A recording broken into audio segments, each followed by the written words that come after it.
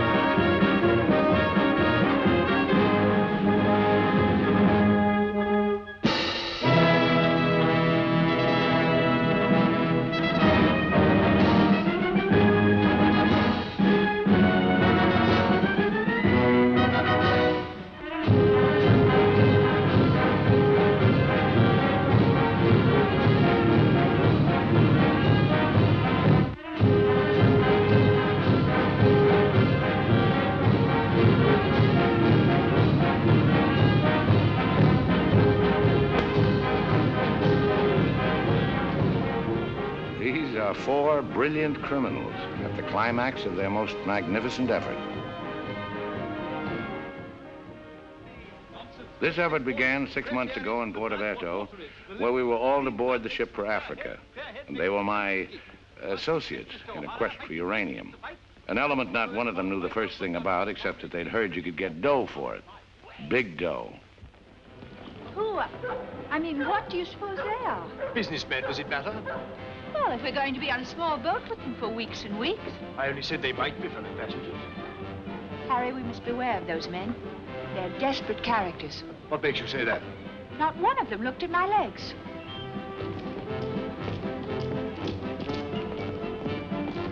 Good morning, Mrs. Janrother. Good morning, Billy Boy. Care to join us in a stroll?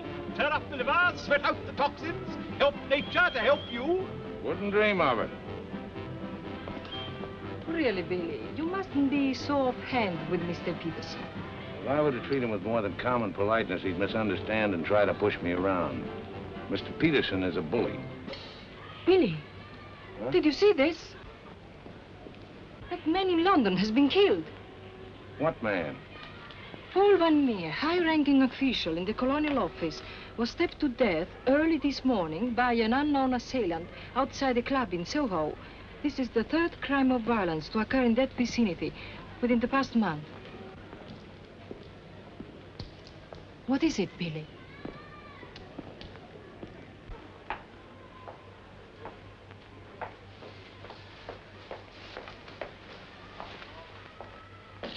In heaven's name, Billy, say something.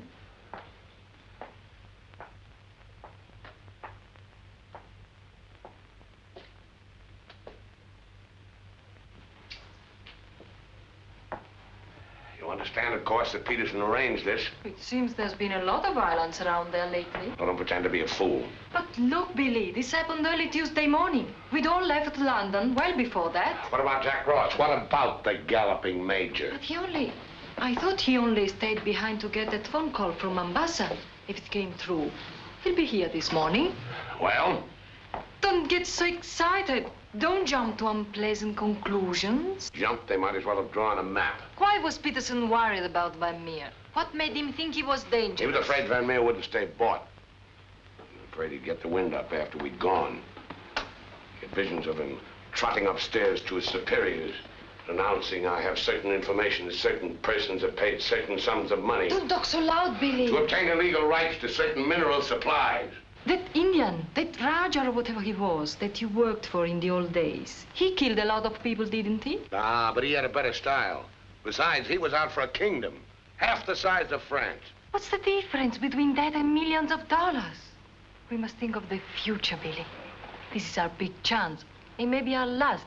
Except for Mr. Peterson, we couldn't even pay last night's hotel bill. Where are you going? Go to a cafe, drink a lot of Pernod, and listen to the band. You won't make a fuss, will you? It doesn't do to make a fuss. You have to think of the main objective. Naturally, it doesn't do to be fussy.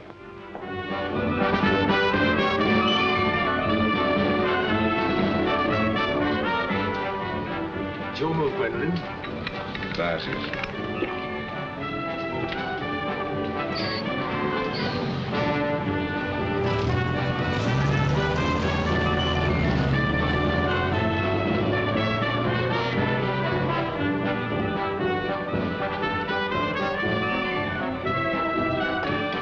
The luggage is in there. Bring it up.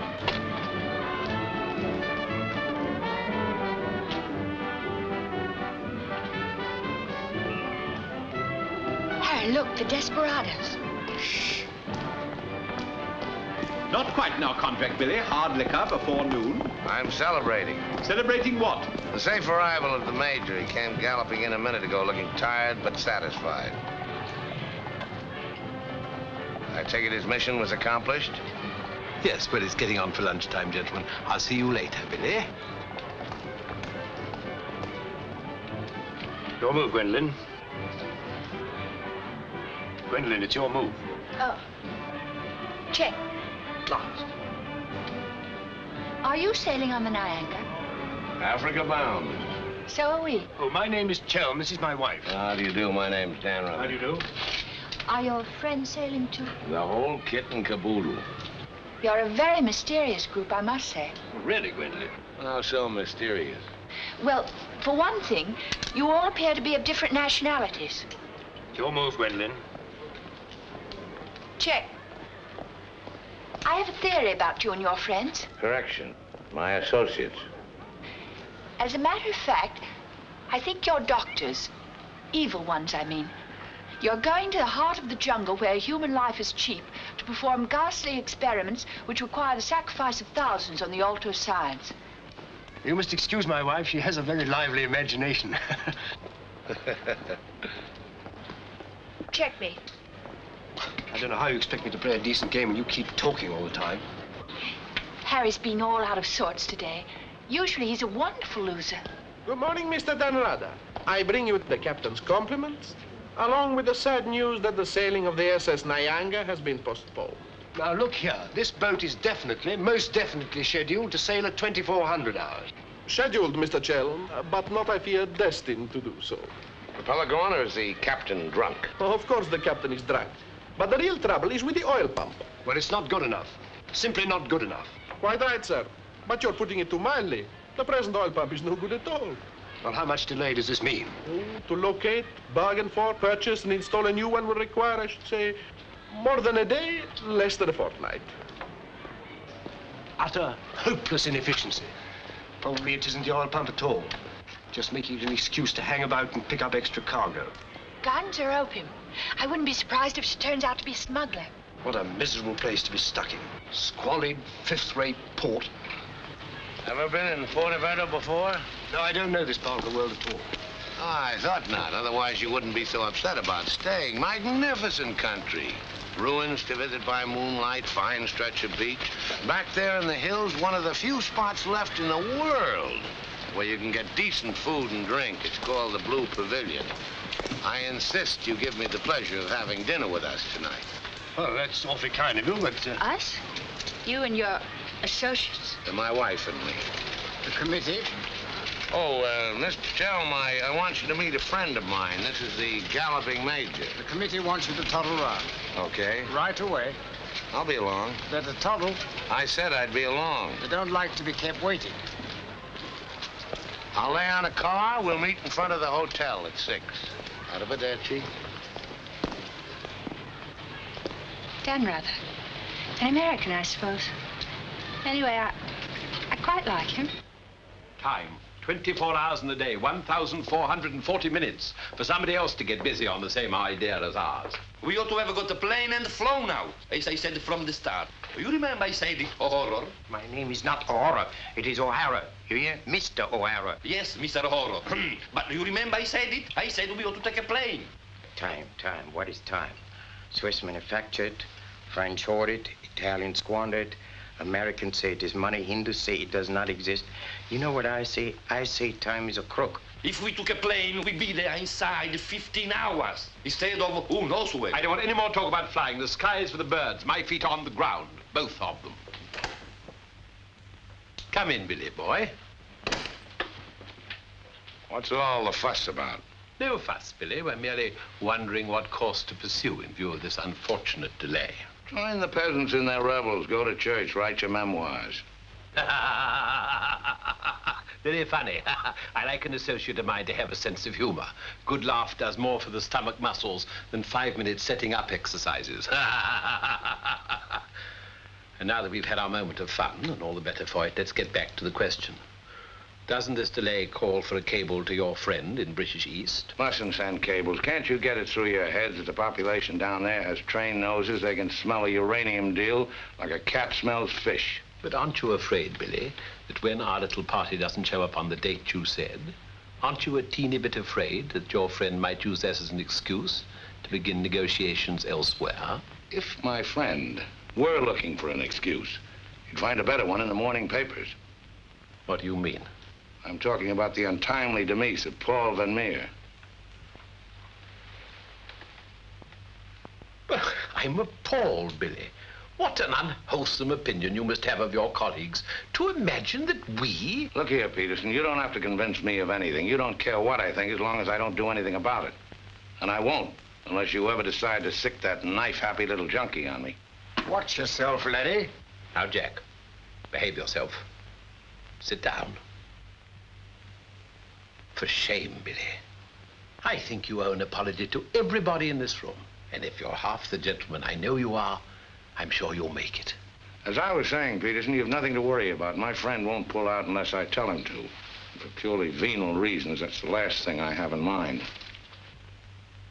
Jack, give Billy a light.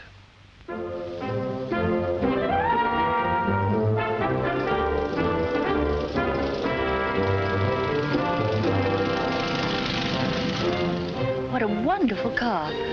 It looks as if it had won the Grand Prix d'Elegance many years ago. Oh, it did. It was built for Oraposo. You know, the bullfighter. He had it made this way so he could stand up and take bows. He only got one ride and bequeathed it to me on his deathbed. Well, here's to Oraposo. I hope you like champagne. You mean it's yours? Well, I gave it to my former chauffeur, the fat bandit in the front seat. Harry, look at that wonderful villa. Well, that was Bertie Crampton's. Oh, you mean Lord Crampton in Gloucestershire? His family acres marched hand in hand with ours. Gloucestershire, the cathedral towns, trout fishing, garden parties. What a beautiful life. You know England well? Emotionally, I am English.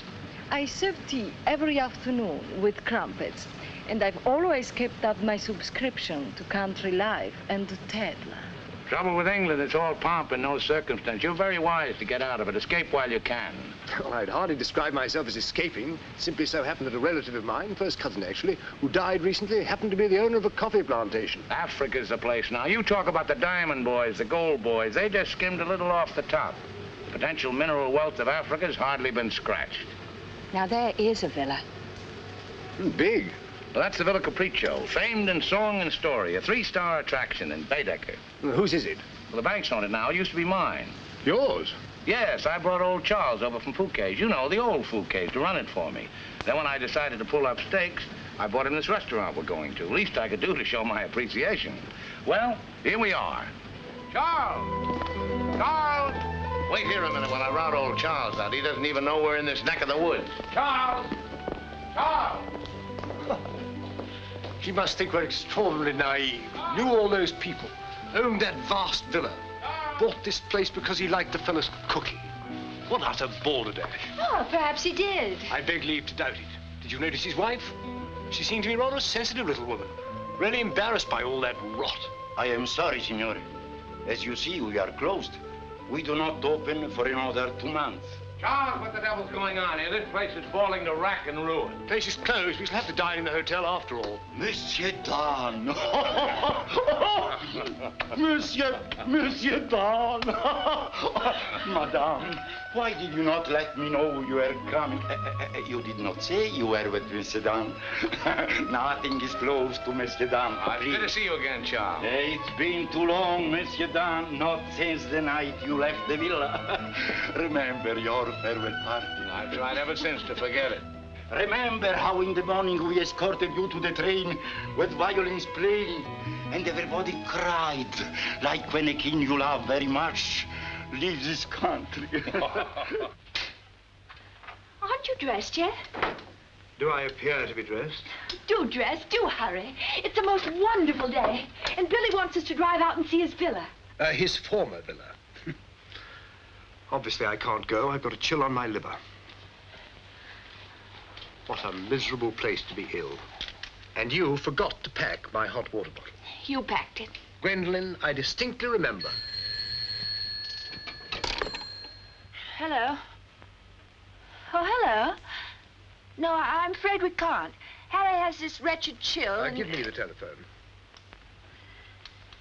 Chelm here. Yes. Quite. Absolutely. A hot water bottle. That's very, very good of you, old boy. Look here, Dan Rother, would you mind very much if my wife went alone? She enjoys this sightseeing sort of stuff, you know. Splendid. Splendid. I'll send her along. You know, Gwendolyn, nowadays, one simply cannot afford to dismiss people just because they're not one's sort. One has to try and bridge the gulf. After all, it's a new world we're going into. One's got to take it as one finds it. Face it. Use it. Master it.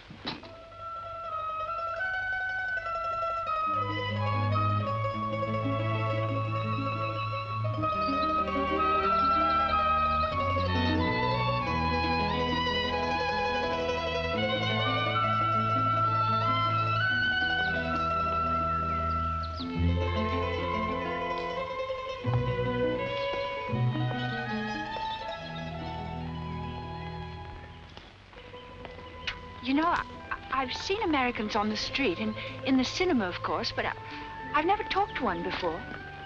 Are you a typical American? I think it's important that I should know. Why important? There are two good reasons for falling in love. One is that the object of your affections is unlike anyone else. A rare spirit, such as Lord Byron. The other is that he's like everybody else, only superior. Harry, for instance, is the very best of a type. Well, if you must know, I'm a typical rare spirit. How long did you live here? Well, the longest I've ever lived anywhere is 2 years. Well, when you were a child, didn't you ever have a mother and a father? And a house and a street and a town? No, I was an orphan until I was 20, and then a rich and beautiful lady adopted me. You know, I've changed my mind about your being an evil doctor. You're off to keep a rendezvous someplace in Africa sacred to the tribesmen. You're going to found a new empire and make yourself master of the riches of the world. But you need a beautiful blonde queen to impress the natives as the incarnation of the Queen of Sheba. That's why you're making a pass at me. Am I? Of course. I don't generally go sightseeing with strange men. You don't believe that, do you? Well, I believe anything you say. Do you? Well, you shouldn't, you know. You really shouldn't. Mr. Chelm, Yes? it's I, Mrs. Dan Rother, Maria. Oh, come in. Tea for two and two for tea? Now, that's most awfully kind. You shouldn't have troubled, really. Billy told me you had a chill. Bit of one on the liver. 2 tarsum. Milk, of course. Of course. I feel I should like somehow to do him a good turn of some kind. You do? Well, naturally. Oh, I see. Naturally. I think it would be nice if you were able to do something for him. Help him along. Give him the benefit of your advice. Delighted, of course. For instance. Oh, something with business. He was very pleased with that tip you gave him on the way home last night about the gold shares. I've forgotten what I told him. What was it? I don't remember either. I was listening to your voice. I wasn't listening to what you said.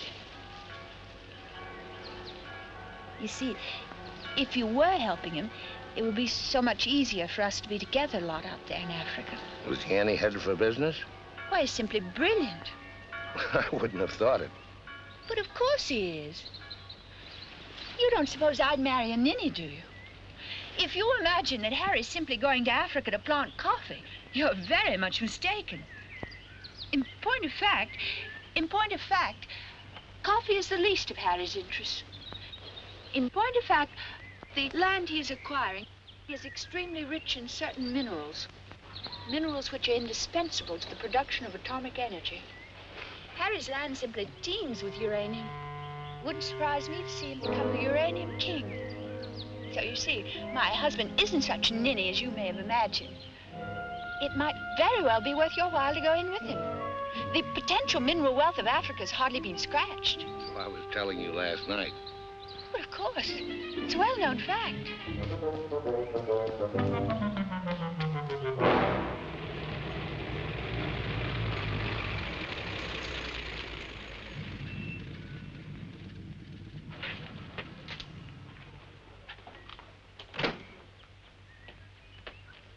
Billy boy.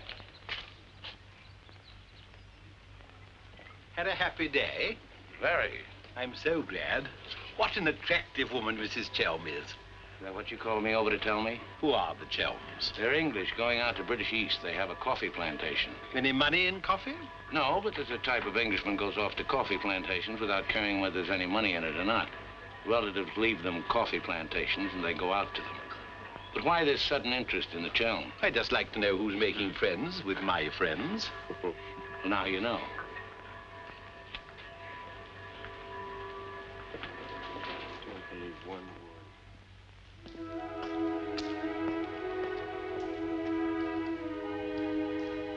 You know, if I ever leave you, it'll be for someone of the type of Harry Chell. Well, bully for you. I suppose that type of Englishman is like a story I once heard. An English gardener in England was showing some Americans one of those wonderful English lawns. And of course, they wanted to know how to make a lawn like that. And this English gardener said... He said all you have to do is get some good grass and roll it every day for 600 years. I heard that story before you were born. Englishmen tell it when they're feeling down in the mouth. Just don't understand the child type. You're not even listening. You never do. Someday I'll say goodbye and you won't hear that either. One day I shall really meet my type and run off with him. And you'll be simply amazed. It's possible.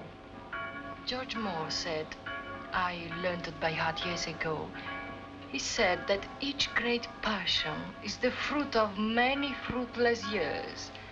George Moore was a very distinguished English writer, you know. Except that he was Irish. Cheer up, sugar. If I make $1 million on this deal, I'll buy you an old English lawn, one we can roll up and take with us.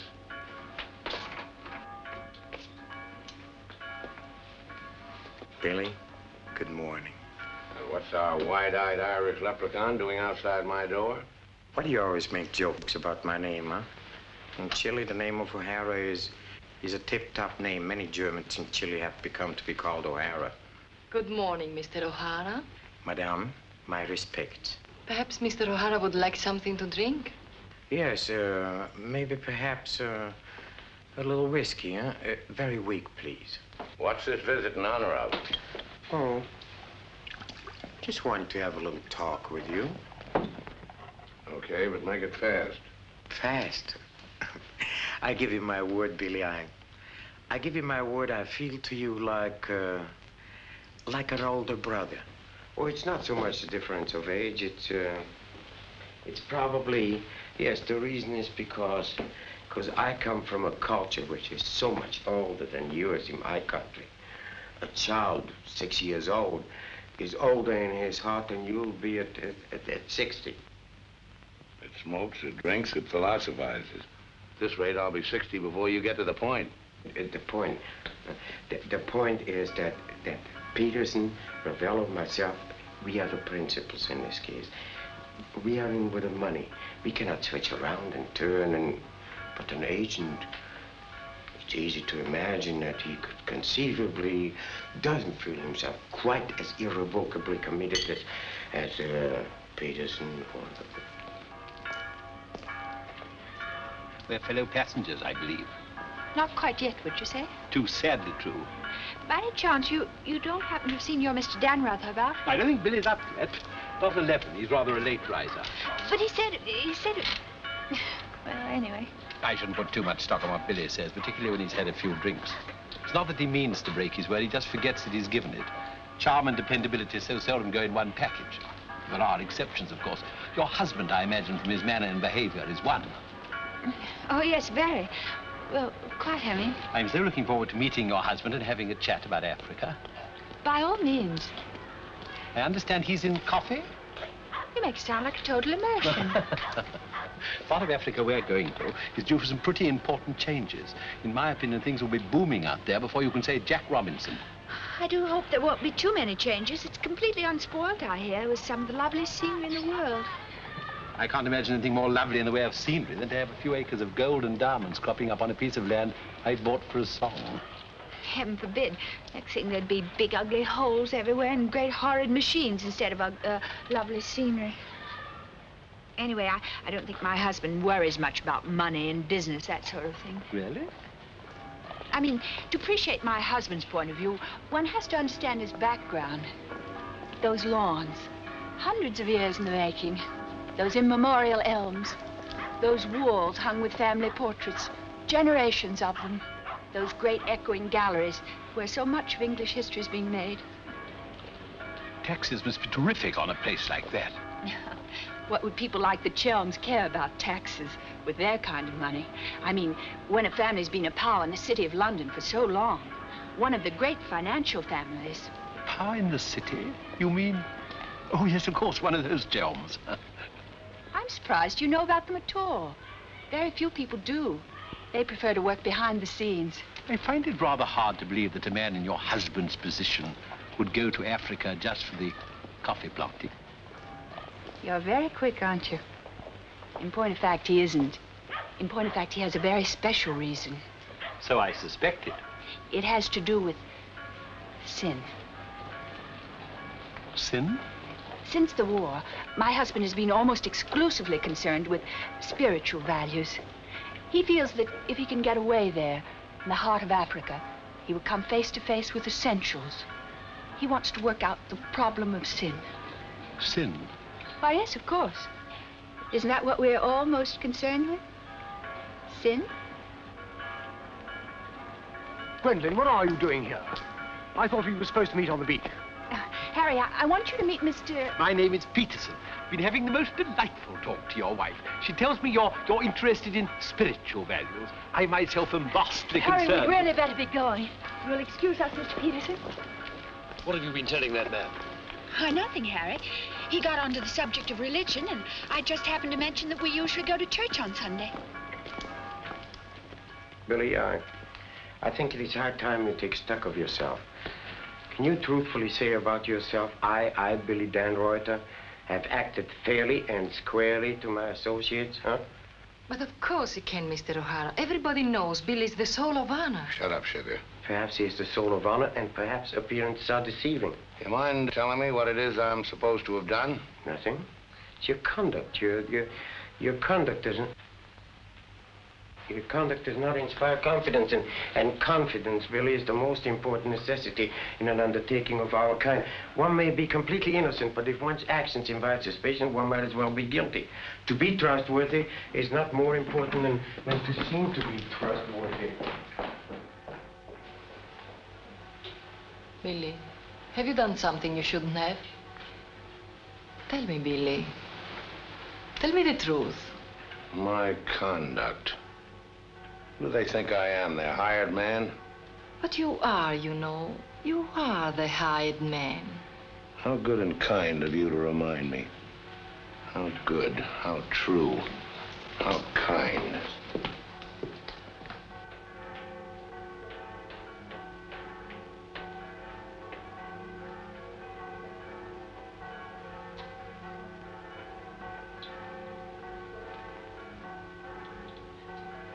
Oh, I say, Dan, rather good to see you. How about a drink?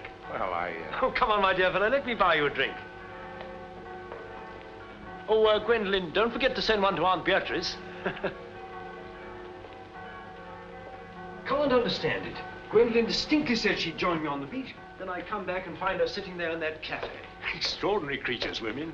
Well, let's drink to them. Pano. Scotch. Come on, you tiny little wreck, have a drink. We're drinking to women. Take the drink, but won't join you in the toast. Glass of Irish. Women. Hitler had the right idea. Keep them in their place. Kleine Kinder Kirchen. Babies in the kitchen. Say what you want to about Hitler, he had his points. Come. Look here. This generation's had its chance. Hitler, Mussolini, those are the men. Now is the age of the barbarians. The world's going up in smoke. I say let it come, get it over with. Well, if you don't mind, I'd like another year or so of worry. Worry? Just 1 minute, laddies.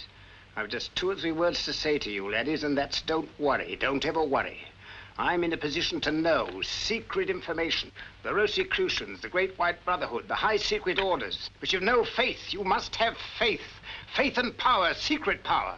Men who guard the trust from the deepest insides of the whatchamacallit. Mystic rulers, all one club, chained together by one purpose, one idea. Mankind's champions. Follow me, Billy? Oh, why, of course.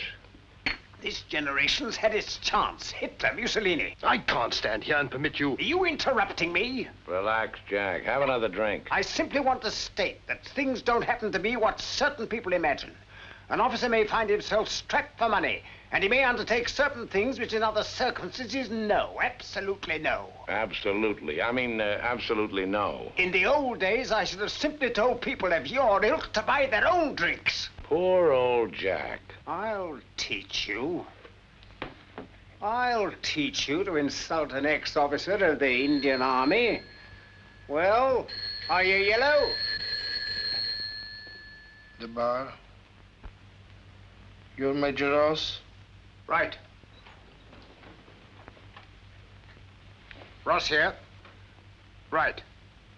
Right again. Come along, the committee. Saved by the bell. I've never heard such rot in my life. Sin. Oh, sin. All I could do was to keep a straight face. No, I'm certain of it now. These are 2 very clever and dangerous antagonists. Sit here and help me close. But how could they possibly know what we're up to? Great interests like the Chelms have ways and means. Yes, and I'm convinced they're out to get us even before we get started. We must get ahead of them. Time has entered the picture in a new way. Never forget the time factor, gentlemen. It always enters the picture in the end. I'm sending a cable to London. I want full information on those Chelm interests. British Africa, too. Check up on his interests there. Every time the plane lands, I'll try and reach you by telephone. Keep me informed of the latest development. Dan Reuter, that lying, swinish, rum-swilling double-crosser. What pleasure it would give. No, you can't at the moment. We need him. Right now, we need that swinish, lying double... Did I hear my name? Rub-a-dub-dub. 3 men in a tub. Tub? Oh. Been a change of plan, Billy boy. You and I leaving for Africa. How's that? You and I are flying to Africa by the next plane. Oh, what's happened, Peters? Must be something important to get you on a plane. Perfectly simple, Billy boy. The trouble with the oil pump and the general uncertainty about when the Nyanga will sail forces me to sacrifice my personal comfort. I prefer to fly rather than run the risk of arriving too late. Well, there's also such a thing as arriving too early. What do you mean by that? Well, the land doesn't come up for auction for a couple of weeks. My friend can't make his move until then. If we sit around British East all that time, somebody's going to start wondering who we are and ask questions. Is that your real opinion, Billy, or are you just looking forward to a long sea voyage with the attractive Mrs. Chelm as your companion? Or perhaps you have even other reasons. Such as? That's for you to know and for us to find out. You'd better get your packing done.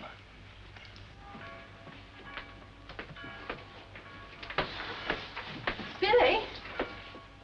Where are you going? Off to Africa, flying. Just like that? Weren't you even going to kiss me goodbye?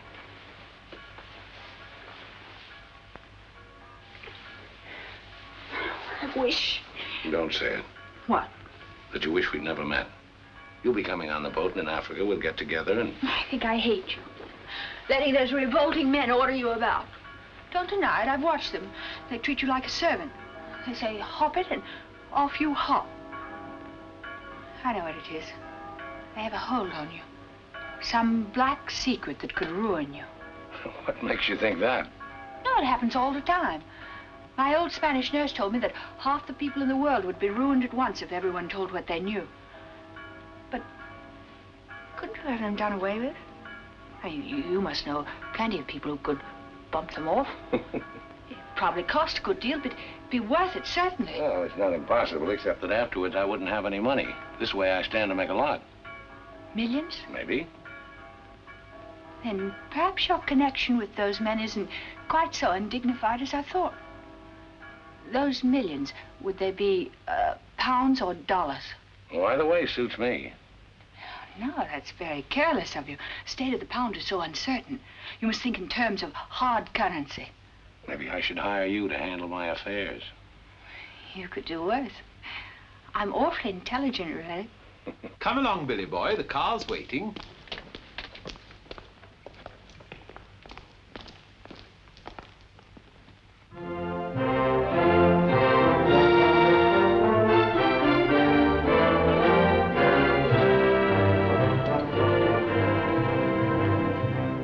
Can't get faster than this, we'll miss the plane. Press on! Press on!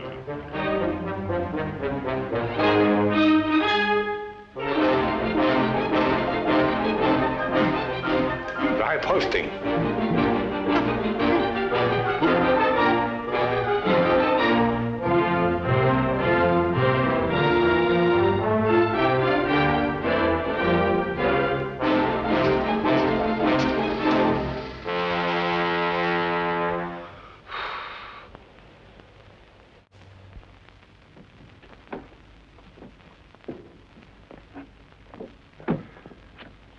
Bisogna spingere.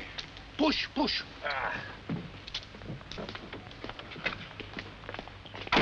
Come on. 1, 2, 3.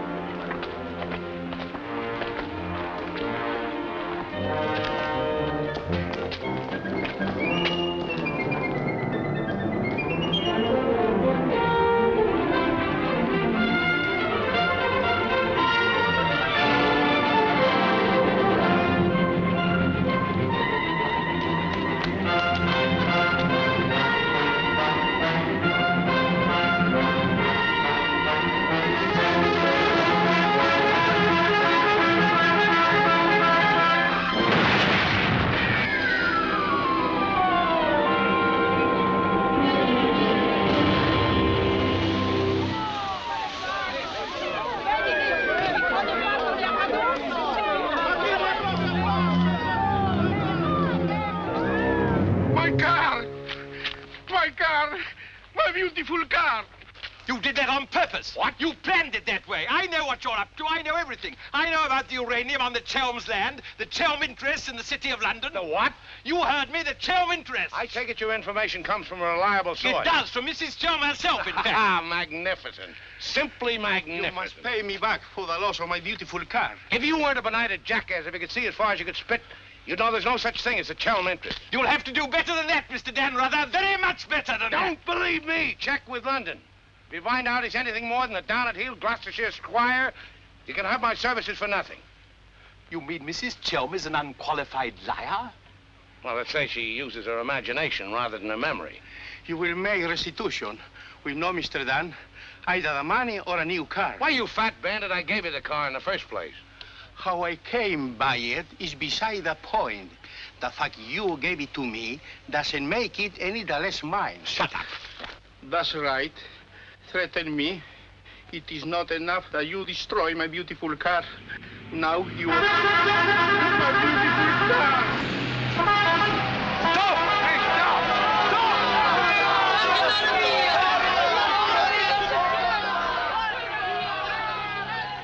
More than anything, I want Billy to make a grand success out there. Oh, as you care so much about money, I should have thought you would have left Billy for some rich man. I shouldn't think Billy would mind, really. I mean, neither of you are in love or anything. You are a strange girl. Of course I love Billy. Actually, I adore him. And Billy loves me very, but very much. That's why I trust him with his little unimportant amours. And what does he say about yours? But, darling, all husbands like their wives to seem attractive to other men. Be sure you explain that to Harry. I'm going back to the hotel.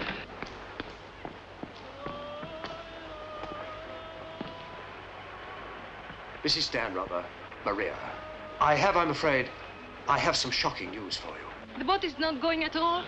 There's been a terrible accident. Your husband's car drove over a cliff. The people on the bus saw it fall into the sea. It seems almost certain that... What is it? What are you trying to say? He's saying that Billy is dead. It's become necessary to redistribute the stock in our company. Stock. What good is the stock now?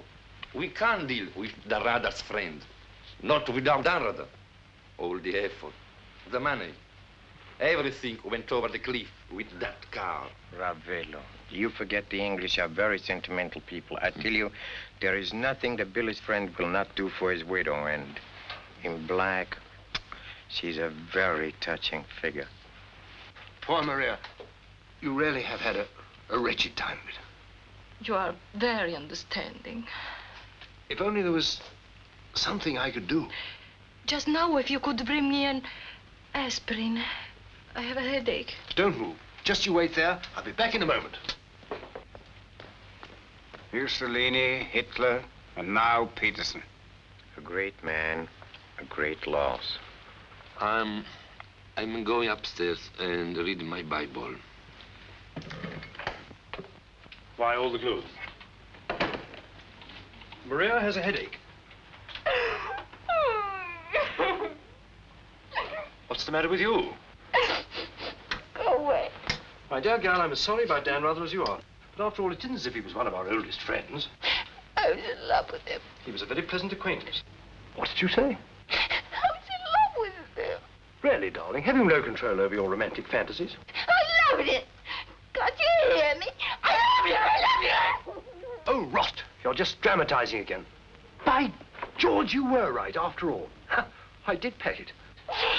Oh, what shall I do? I feel so I were drowning. He's dead. He's dead, and I'm left with a fool like you.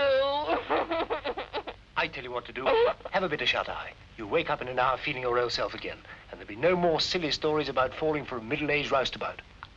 So? Oh, please go away. I'll just take these to Maria.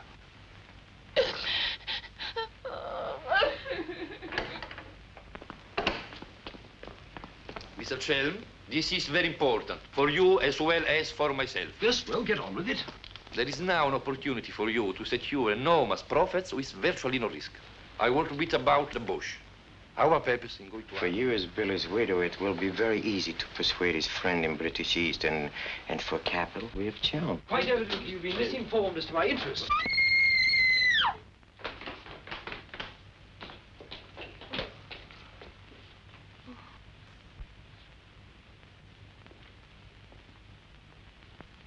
What's the matter with all of you? Somebody dead? Car, it went over a cliff. We thought you'd both been killed. Dan, rather, I'm delighted to see you're alive, but your wife is in a fainting condition. You mean you're not dead at all? Obviously, I'm not dead. I knew you weren't dead. I knew it. I counted 13 backwards 13 times. My old Spanish nurse said if you did that, a miracle would happen. And you see, it has. Ladies and gentlemen, I bring you the glad tidings. The captain is sober, and the SS Nyanga will sail at midnight.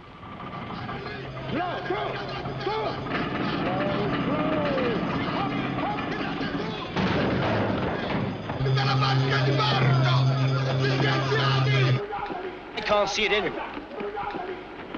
What can have happened to it? My dispatch box, where is it? A black tin box this size. What have you done with it? Guardi che la sua valigia gliel'ho messa in cabina. I told you to take the most particular care of it. I shall not go on board till my dispatch box has been found. Having trouble, Chelm? I think that I can't cope with myself, thank you. È la seconda volta che glielo dico. La valigia gliel'ho messa in cabina, è inutile che insiste con me. Says he put it in your cabin, whatever it is. Idiot! Why didn't he say so in the first place? Say, look. What's happened to Harry? He's been giving me the fisheye all evening. Oh? What is it? Perhaps it's because when I thought you were dead, I told him I was in love with you. You what? I couldn't help it. It made you seem less dead. And? Oh, he didn't believe me. He thought my nerves were upset. Sort of delirium. He thought it quite a joke. The idea of my inventing a love affair with a middle-aged roustabout like you. That's what he called you. Well, now that I'm back in the flesh, you'll begin wondering about that delirium of yours. I suppose seeing you alive is different from thinking of you dead. You're just great cooped up on that tub with a suspicious husband. Billy.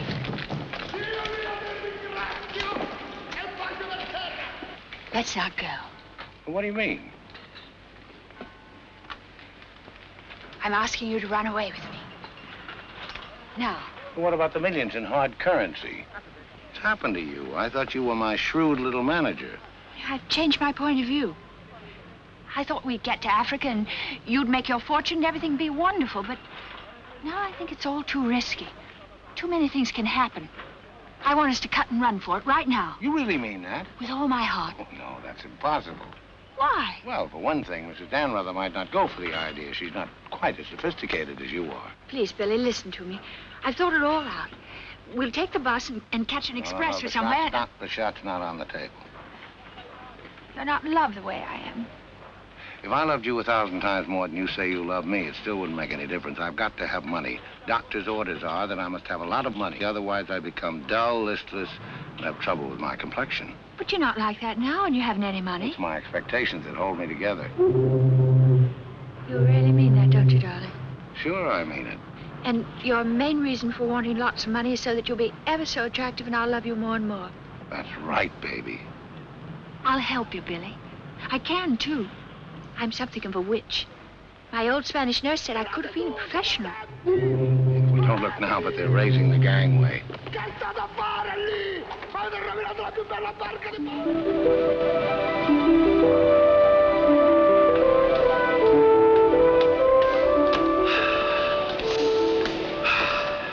Sea air, ozone. What a pity we can't bottle it, gentlemen. What a fortune we'd make. Neptune's mixture. Now breathe deeply. Remember, every breath is a guinea in the bank of health.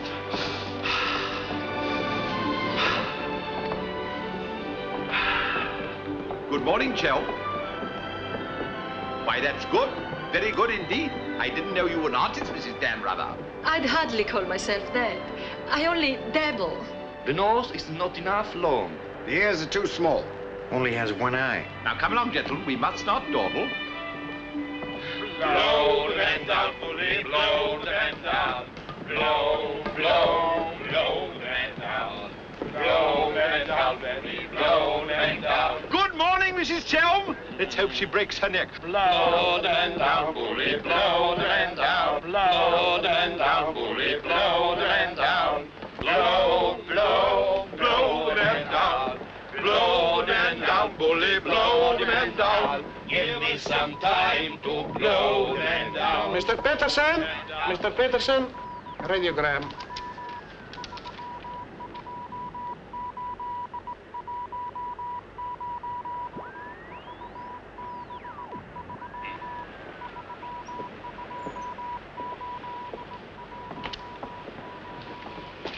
No Chalmers Estate, Gloucestershire, stop. No Lender Gentry, Chalmers. What do you make of that? He's not a Gloucestershire squire. Like Billy said. Just as I was beginning to take Billy at his face value. Yes, but if he's not what Billy said, then what is he? We are at sea again, gentlemen, in more ways than one. Mystery, more mystery. Billy is a liar. Heaven only knows what Chelm is. CID, maybe. You borrowed my thought. What to do? What to do? The time has come for direct action. You remember last night when we came on board? The fuss he was making about his dispatch box?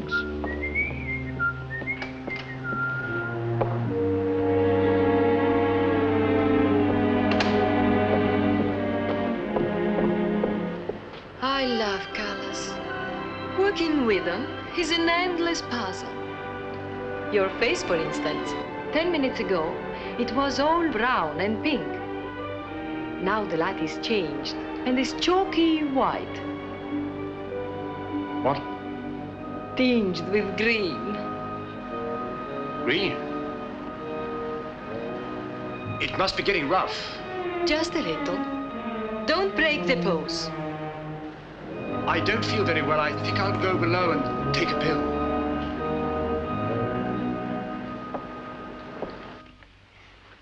It's incredible. Harry Chelm is just Harry Chelm. nothing, nobody, a ruddy refugee from Earl's Court. With a hot bottle. Look. And a letter of introduction to the secretary of the governor. The secretary, mind you. Disgusting. Purser! My box! Beat up and down, isn't it, sir? It's gone! Oh, yes, indeed. Major Ross took it. I saw him sneak it out of your cabin. I like to keep my eye on what goes on aboard the ship. Where did he take it? I believe Mr. Peterson's cabin. In fact, I'm sure.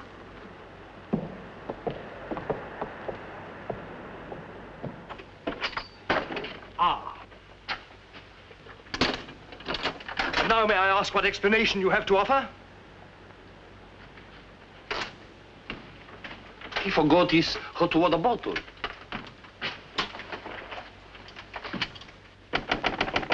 Billy. Come in. Billy, have you heard what's happened? I've seen the paper in days. It's not funny. They've stolen Harry's dispatch box. Who stole his dispatch box? That dreadful little major. He took it to Peterson. They went through it. Well, it's all your fault. I suppose you know that. My fault? Well, the poppycock you've been peddling, all that junk about the Chelm interest in London, uranium on your land. Well, in a way, you're the one to blame. I'm the... I mean, you acted so superior. I was falling in love with you, and I couldn't bear it for you to think I was just a nobody. Married to the son of a boarding house in Earl's Court. The son of a what? A boarding house. That's what Harry's parents do. They run a boarding house for decayed gentlefolk. But the way he talks, the way he acts, I thought that... It's just that he sees himself in a place in the West Country with trout streams and horses, leading the life of a country squire. It's not his fault if people take it for granted that he has a place like that. He's never once said that he had. Well, country gent, son of a boarding house or whatever he is. I suppose I'd better get his box back.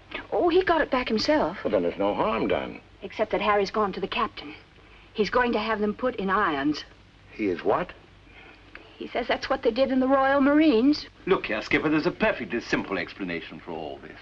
I happen to own a dispatch box which is very similar to Mr. Chelm's. When I didn't find it in my cabin, I asked Major Ross to see if it had been stowed away somewhere else by mistake. The Major found what he thought was my box in the saloon with some other luggage. The box has been in my cabin ever since we sailed, under the berth. As soon as I saw the box, of course, I realized at once that it wasn't mine. I simply opened it to find out to whom it belonged so that I could return it to its rightful owner. I can't conceive why this gentleman should imagine I should be interested in a box containing patent medicines.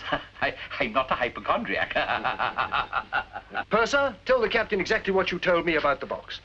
Why, sir, you asked me whether I'd seen it, and I said it might be the one I'd seen being carried along the passage by Major Ross. You distinctly told me that you'd seen it being taken from my cabin. Oh, you must have misunderstood. You were rather ill at the time, if you remember, sir. That's all, Purser. He's been bribed. He's in league with these criminals. Just a case of a misunderstanding. That's how I look at it. Now, what about a little cognac? To wash away any ill feeling. I don't care for a drink. And let me assure you that this matter is far from settled. While rifling through my personal effects, I feel certain that you must have noticed I had a letter of introduction to the secretary of the governor. I suspect he'll be much more interested in what I have to say than this gin-soaked so-called ship's captain. You mind your tongue! Any more else? The other one I put in irons. As far as I'm concerned, this is a close incident. Chelm, you've got your box back. Why don't you forget the whole thing? What possible interest do you expect the Colonial Office to take in? On the contrary, I expect them to show considerable interest in a gang of crooks who are trying to swindle the country out of vast uranium deposits.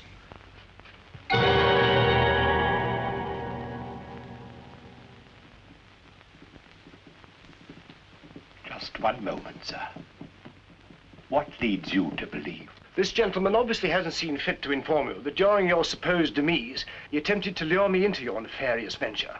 Unfortunately for you, he acquainted me with all the pertinent facts. Facts which I intend to communicate to the proper authority at the very earliest opportunity. I thought you were dead. That's what they told me. Everyone told me you were dead. And if you were dead, we head to a fresh capital. Didn't we? You, Ravello, my own partner, sneak up behind my back and try to cheat me. The milk's spilt. It's no good crying over it. Get after him, Billy.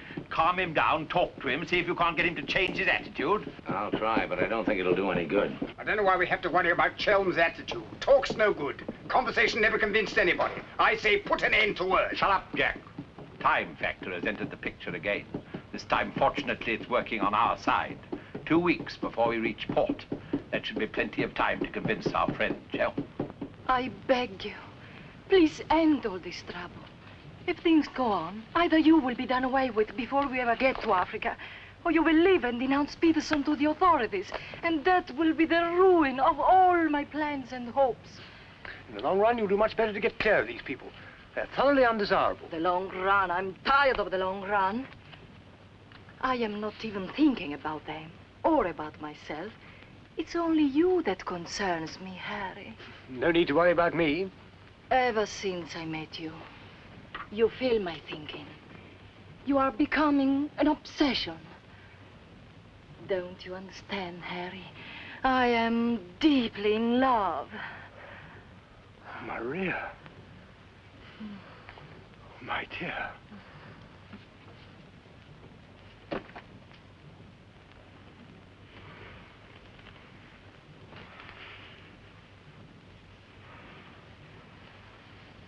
Only you could make a woman feel like this. All I want is to be in your arms, now and always. You forget I'm going to be done away with. Oh, no, no. It will be easy to arrange. What you must do is this. You will write me a letter. A love letter. You will tell me that you cannot denounce Peterson, because then I will suffer too. Because you love me so much, you cannot bear to hurt me. Such a letter they will believe if I show it to them. My dear girl, you must see that this is quite out of the question. I don't propose to make compromises. Not compromises, Harry, darling. But you can see if you cause trouble, the whole of our plans, my plans, you would not want to make the innocent suffer. It would be much better if you don't interfere, Maria. I must handle this as I see fit. Then you intend to go ahead with this business, tell stories and ruin everything? It'll be much better if you cut loose from these people. No happiness can come from such an association. Harry, I'm asking you not to do this. Please, write a letter. Then there will be no trouble for you, no trouble for us, no risk when we get to Africa. I'm sorry, my dear. We English are a very pig-headed lot. You think you can get away with this? But Maria, my dear good Maria, listen. First you made love to me. Now you tell me you will ruin me. You'll forgive me, but it was you who made... Oh, shut your trap. Go on, do what you like. You think you're such a brave man. I'll tell you what you are. You are a heel. Huh. What the daisies now? What's happening? What's going on here? The oil pump's on the blink. The electricity's failed. Utter folly. A ship lying in darkness this way, we might well be rammed at any minute. I'll tend to this myself. Which way is the engine room? The passengers are not... I'm sure your chief engineer will welcome the advice of an ex-officer of the Royal Marines.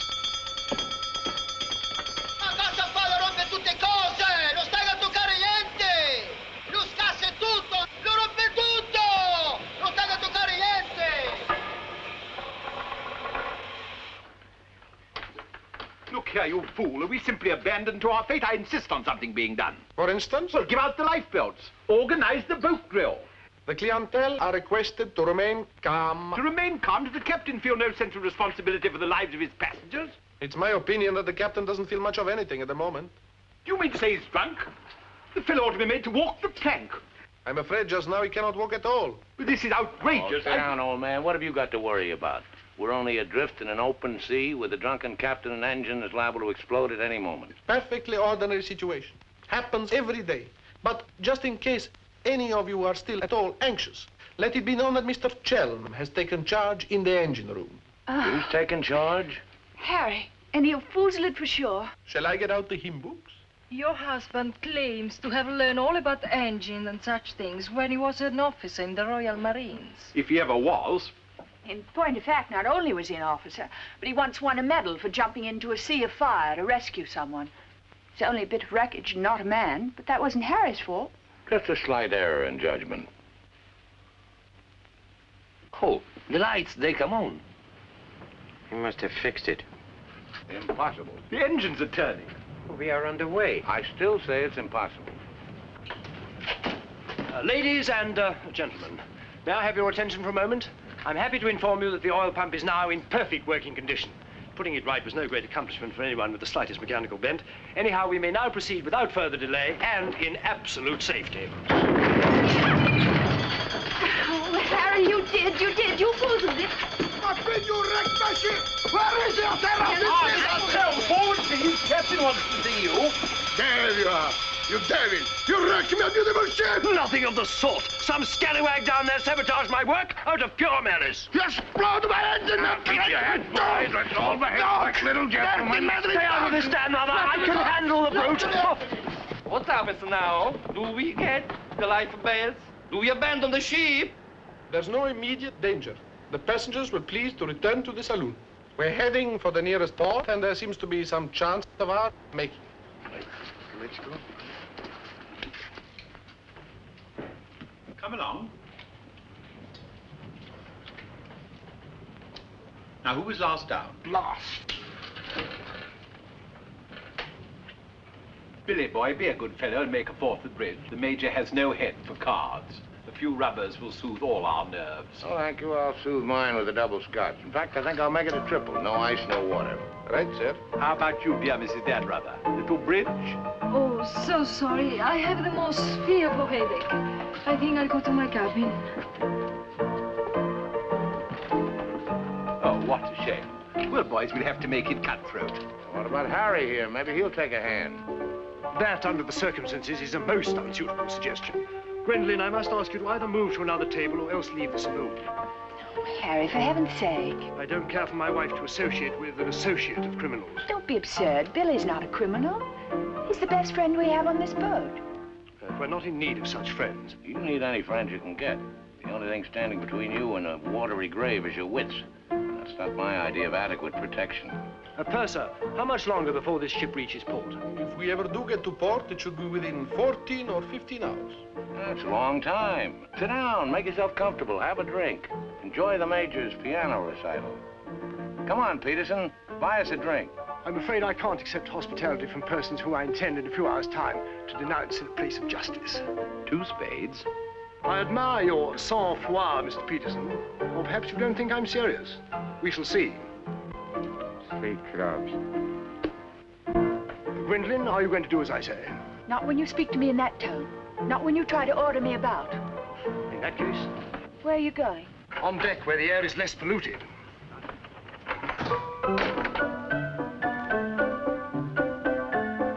Purser, 4 tonics? I think you'd better go after Harry. Why should I? If he's going to be so childish and unreasonable. Take my advice, go to him, stay with him. I suppose you think we should keep up appearances. The loyal wife at her husband's side. No, Billy. I'm experiencing something that is rare and beautiful. And I shall not deny it, either by word or by deed. I love you. Let the whole world know it. I love you, I love you. Yeah, well, keeping up appearances isn't exactly what I meant. Then why do you want to send me tagging after Harry? He's being such a deadly bore tonight. Deadly, but not dead, not yet. What do you mean? They killed one man just because they thought he might try to get in their way. Now, handsome Harry here is certain to blow the whole thing wide open. They killed a man? Really? Who? Just a man. Well, for all Harry's being too tiresome and my loving you to distraction, I still wouldn't want to see him done in. He has some perfectly darling traits, really. I mean, like always remembering one's birthday. No, we simply mustn't let anybody murder Harry. Now, keep him in your cabin. Never let him out of your sight. Keep him under lock and key. Oh, Billy, that awful music. It's so loud. It comes right into our cabin. Peterson, tell the Major to soft pedal it. And while he's about it, he might change the tune. Oh, don't you like it? It's one of my favorites. I'm afraid he doesn't know any others. Do you, Jack?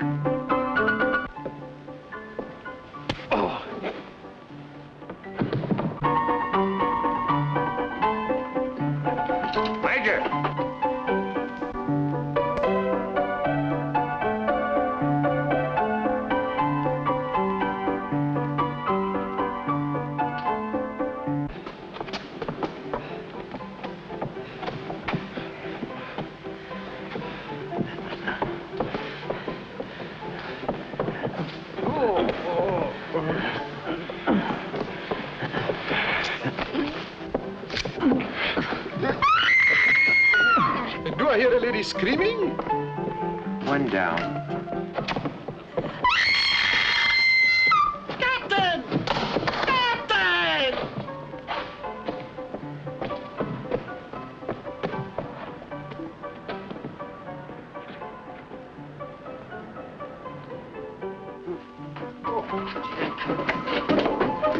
What happened? Oh, Billy, all that screaming. I thought someone had been killed. Someone nearly was. Indeed they were. Look at the Major. Better get a new act, Peterson. The curtain's going down on this one. Every time I turn my back, someone makes trouble. The passengers break the engine, they beat each other with the feet, they throw each other overboard. That man attacked me. How you? You again! If I struck him, it was in self-defense. He came sneaking up behind me and tried to run me through with his sword. Is that true? Well... It's no use, Billy. My trying to protect Harry any further. I may as well tell the whole truth. Captain, it grieves me to confess this, but in point of fact, my husband has an illness of the mind. The medical word for it is paranoia. On occasion, he displays homicidal tendencies.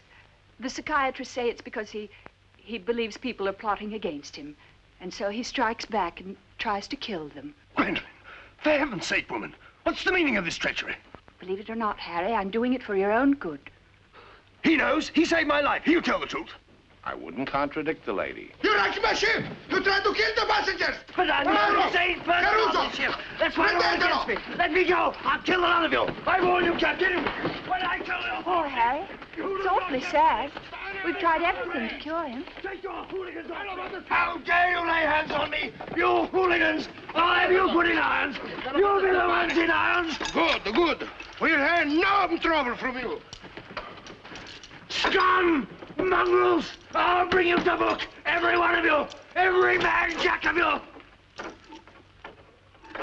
After all, it was the only solution. Harry's safely locked in his cabin, where those beastly men can't do him any harm.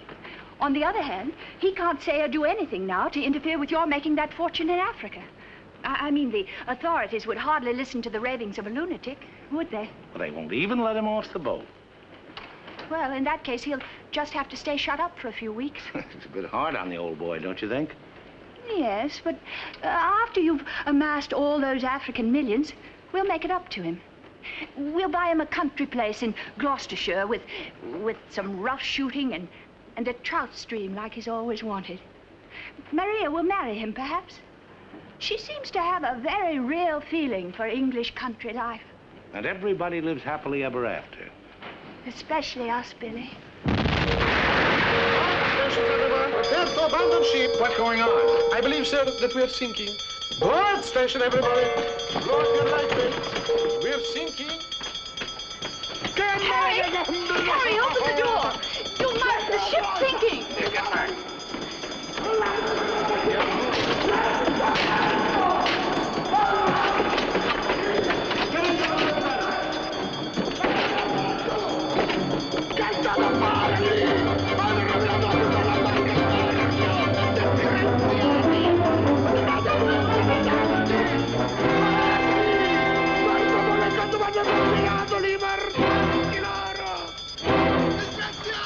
Tirate su!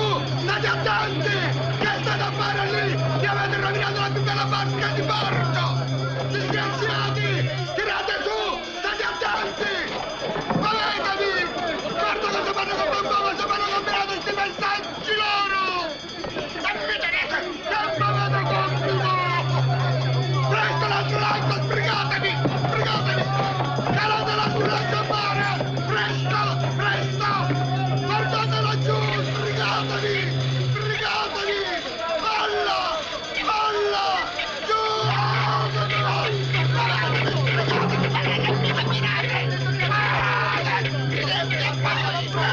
Presto! State attenti laggiù! Il barco diventa in paladetti! Calate l'altro lato a mare! Mollate la cime! We simply can't leave without finding out what's happened to Harry. Maybe we'll run across him out there. He's a strong swimmer, isn't he? To the relatives. I don't say we will, but it's possible. Anything's possible. Accidenti a voi! Come! Bill! Crash! Dio mio, ti ringrazio e bacio per terra! Speriamo che incontri un branco di pesce cani!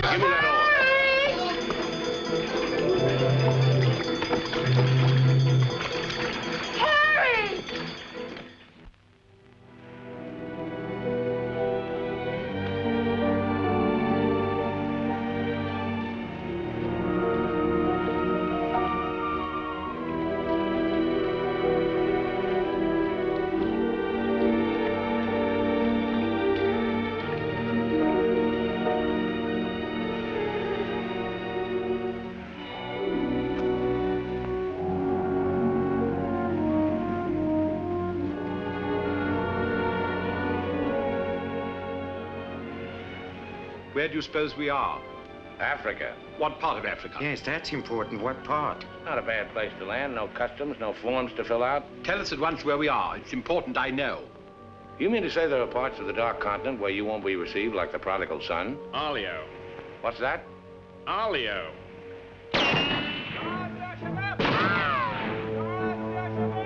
Better get down, everybody. Oddio, mamma mia! Arabs! Oddio, mamma mia! Get rid of your passports, boys. Mrs. Chelm, Billy Boy, my identity must remain a secret.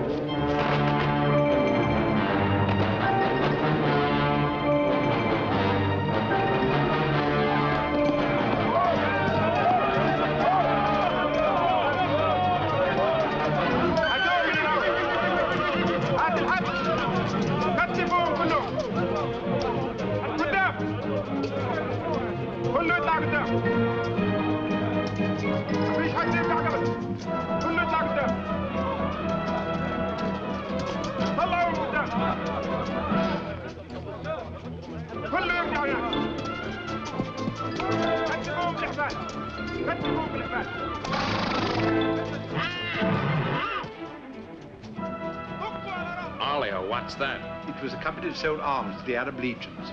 Wait a minute, that rings a bell. Some of the equipment we sold them was defective. Been too long under the water in the Gulf of Leyte. The Arabs claim they lost the war because of rusty guns and dud ammunition. For heaven's sake, be quiet. If you go on like that, I'll see you drawn and quartered. يلا فيسا فيسا فيسا قال راجع انت فيسا فيسا انت يلا انت فيسا فيسا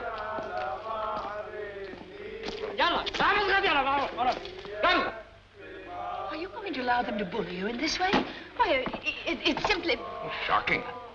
Harry wouldn't have let them do it. He had a sense of dignity. I have a sense of survival. Billy, what is going to happen? Do you think they will torture us? Just let them try it. I'm a British subject. I wouldn't say it too loud.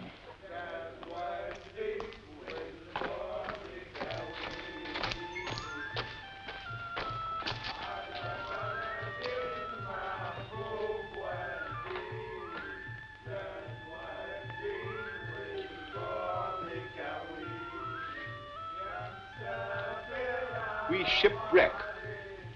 Big boat, go down. Bottom ocean. We take little boat. Row all day, row all night. Savvy? There's only one way to deal with these swine. Walk up to them and kick them in the belly. Show them who's boss right away. We sight land. Your land. Praise Allah. Come ashore. Suddenly, boom, boom, boom. No good way to treat shipwrecked people. You will please to hand over your passports.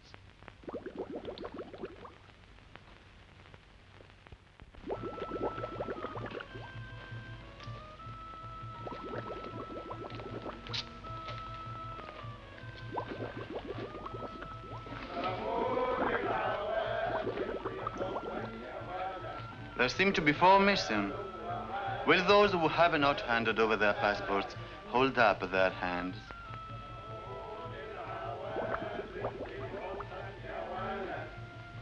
All left on board ship, Your Excellency. A terrifying experience. An incompetent crew, a burning ship, put overboard in a small boat at dead of night. What was the name of the vessel? The SS Nyanga. She's a Portuguese ship. I will investigate whether such a ship has been reported lost at sea. Well, does it stand to reason, Your Excellency, we should come to this shore in a small boat if we'd not been shipwrecked? Our country is in a state of unrest. Oh, I am sorry.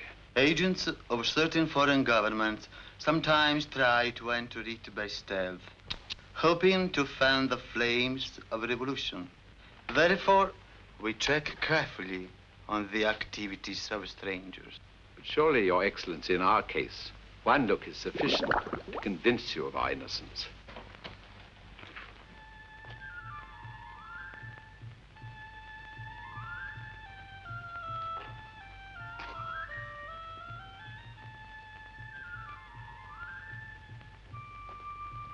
No. One look is not enough.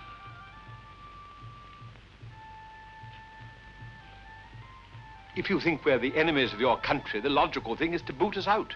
Send us packing by the first available boat or train. We shan't object. We've got important business elsewhere. Where is elsewhere? Central Africa. And what sort of a business? Vacuum cleaners, sewing machines. Ah, yes. Businessmen. All going to Central Africa to sell vacuum cleaners. Hut to hut, I suppose. And you, sir, I take it, are the head salesman, the ringleader of this group. Oh, no group. We met for the first time on board ship.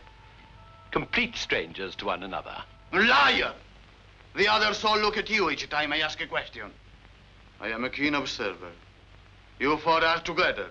Oh, no, my fat-gutted friend. I'm not the illiterate, simple-minded native you're fool enough to take me for. I am a great man, a serious man. I spit on you, too. I spit on you and all your life. Off to the wrong star, Peterson. There's only one way to deal with these swine! Swine! Swine! You'd better be careful. My husband, my late husband, who was drowned in the Niagara disaster, happened to be one of the most important figures in the British government, Sir Harry Chelm. In point of fact, we had letters from the Prime Minister and the Queen telling everybody to be particularly courteous to us and our friends. So you see, if any harm befalls us at your hands, it will become a major international incident.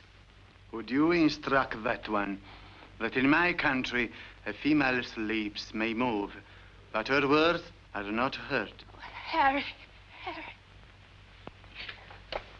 If only you were here. And now, sir, you will stop abusing my intelligence and tell me who you really are and what is your actual purpose in being here. I'm a sick man. I've got a bad heart. I mustn't talk anymore. You refuse to answer. That is interesting. It makes of it a contest in a game at which we excel. We of this country have had 4,000 years' experience in asking questions and getting answers. Who are you? Why are you here? Don't hit me again. My heart, I have an attack.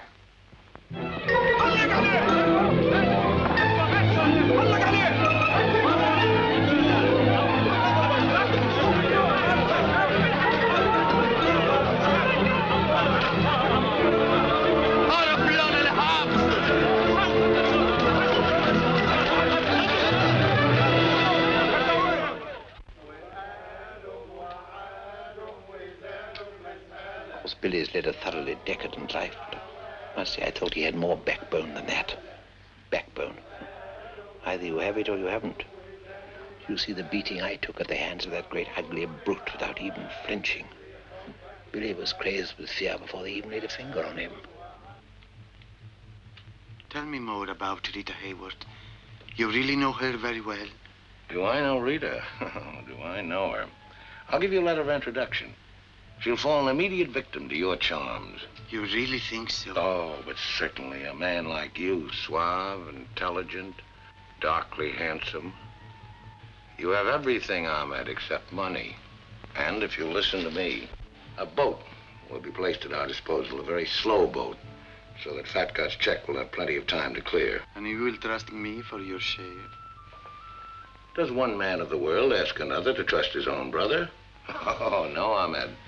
You'll give me a check for half.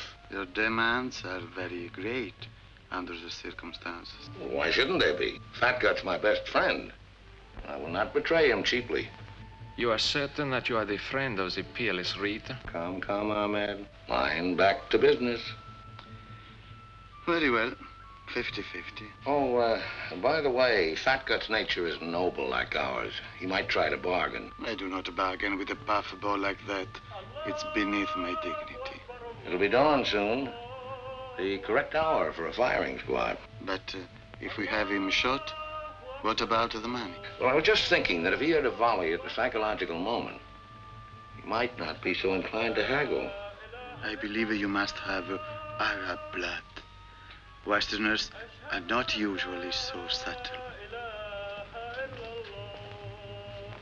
يلا يا علي نمسك الراجل الثخين. يلا بينا يا سيدي. يلا. Look, Halamai. Look, Halamai. Ah!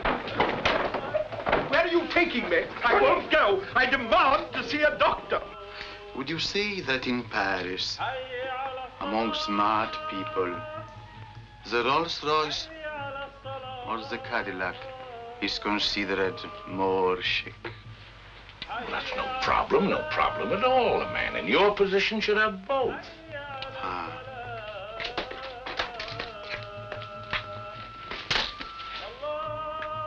Mr. Dunrather, I believe, would like a word with you.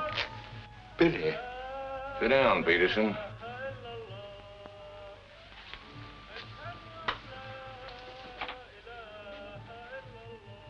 I've been talking to Ahmed here, and he's made the vow.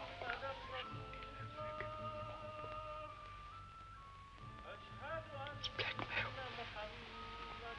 I can't pay.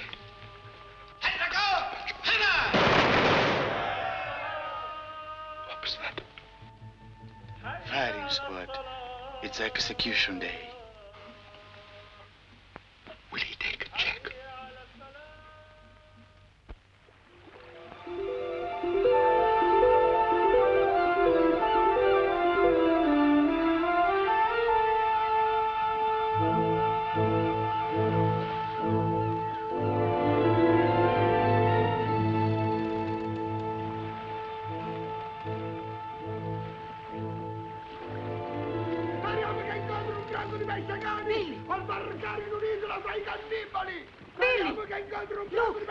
The name! Al barricare in un'isola tra I cannibali! Ballate la cime! Stay away! Stay away from my ship! If you try to come aboard, I will shoot you! I will shoot you! Get to my gun! Get to my gun! Give it to him. Maybe he'll shoot himself. My gun! My gun!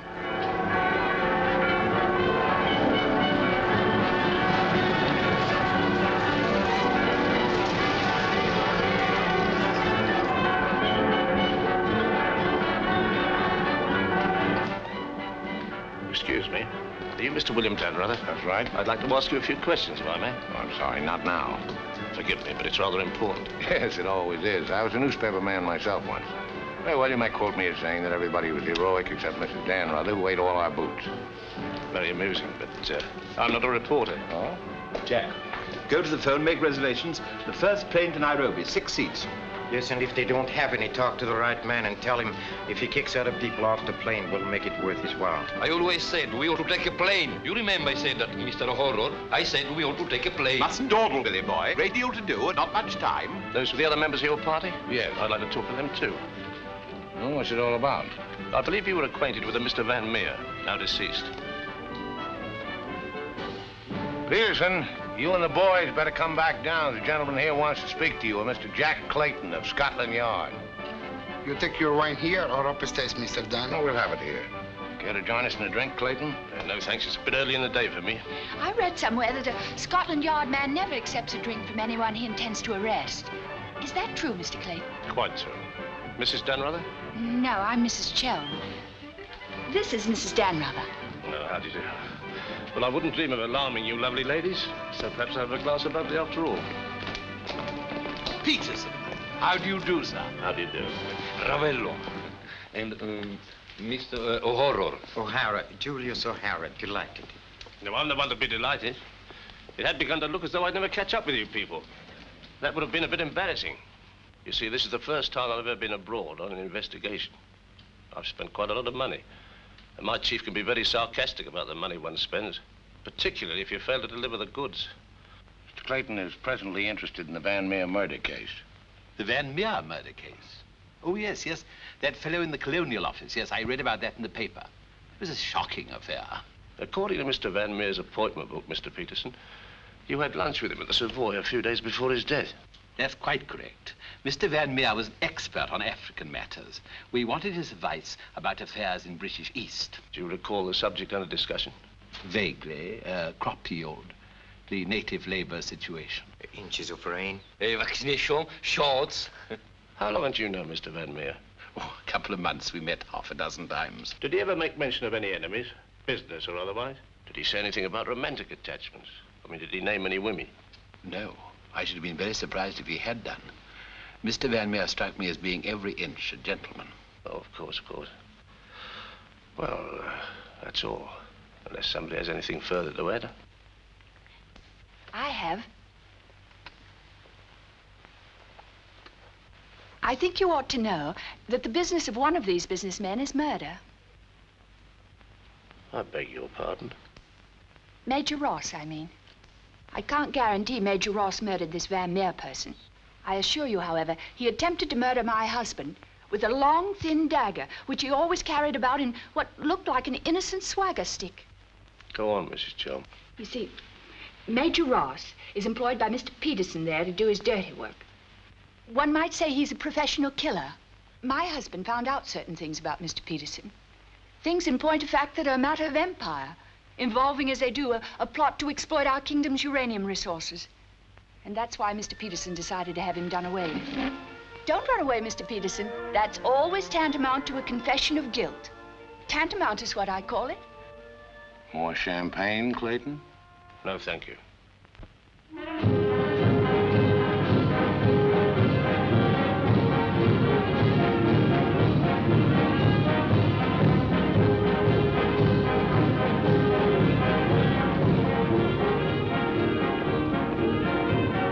As I said before, very smart fellows indeed. Should you ever think of me in Earl's Court, that's where I'll be, helping Harry's parents with the lodgers. Should you ever think of me, try not to let it be too harshly. You kiss her too, Billy, and tell her she's forgiven. Sure, sure. Goodbye, Billy. Bye.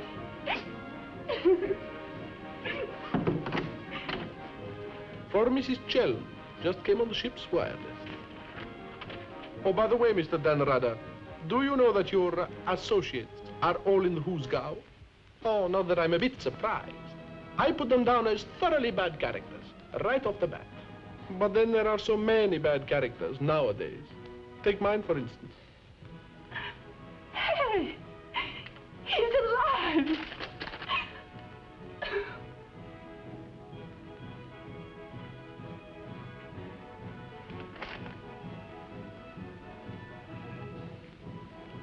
Oh.